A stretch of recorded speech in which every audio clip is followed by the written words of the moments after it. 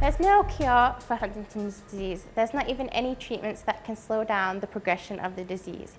But all neurodegenerative diseases have a common hallmark, and that is that the DNA in their neurons is damaged and broken. And so if we can encourage the neurons to repair their DNA through reactivating these DNA damage repair proteins, we might be able to delay the symptoms of Huntington's disease. Neurons have a really long lifespan, and they don't divide and replicate or repopulate themselves. So once they're lost in disease, they're not coming back. So if we look inside the Huntington's disease brain and we look at the neurons within the striatum and the cortex, which are the regions most affected in Huntington's disease and are very important for cognition and motor response and language. If we take a look at their DNA, we can see this huge accumulation of single-strand and double-strand breaks.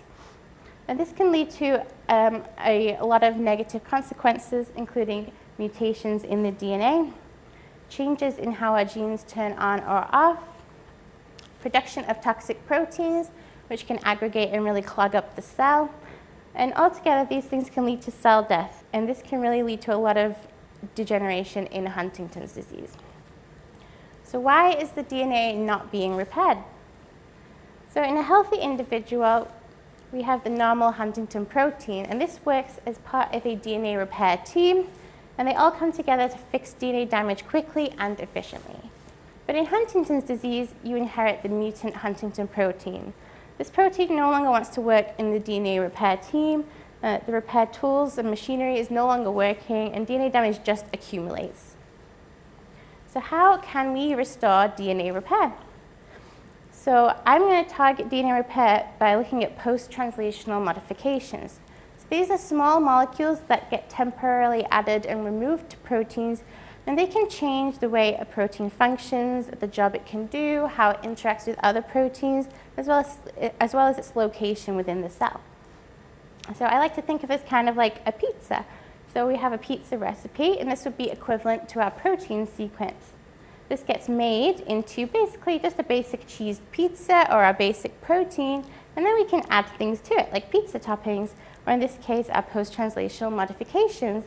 It's really important to get a balance of these toppings or these modifications. Like one day you might want pineapple on your pizza, but the next day you might want something else. There's no one size fits all for post-translational modifications.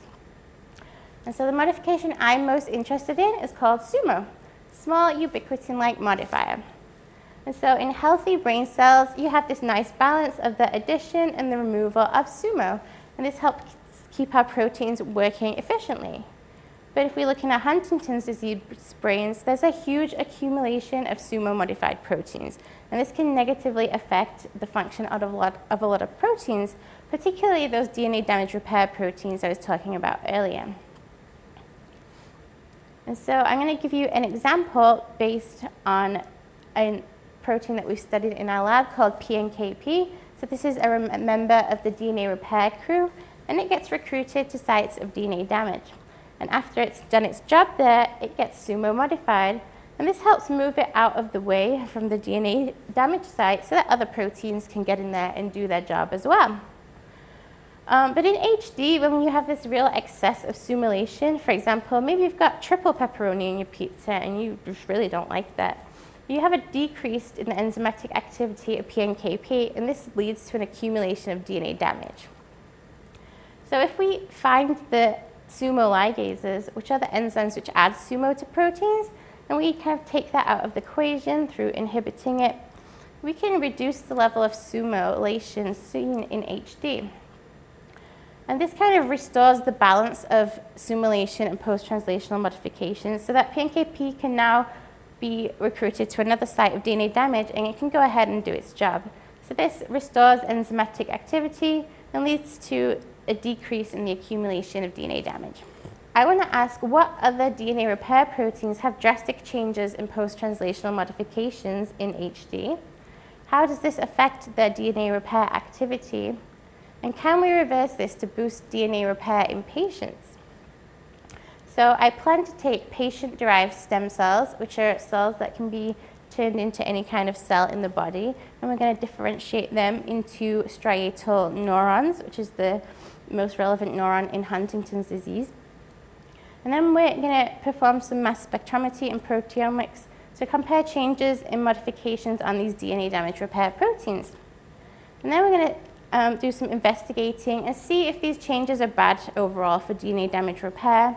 And if so, we're going to design therapeutics which will alter the post-translational modifications in order to really promote DNA repair activity again.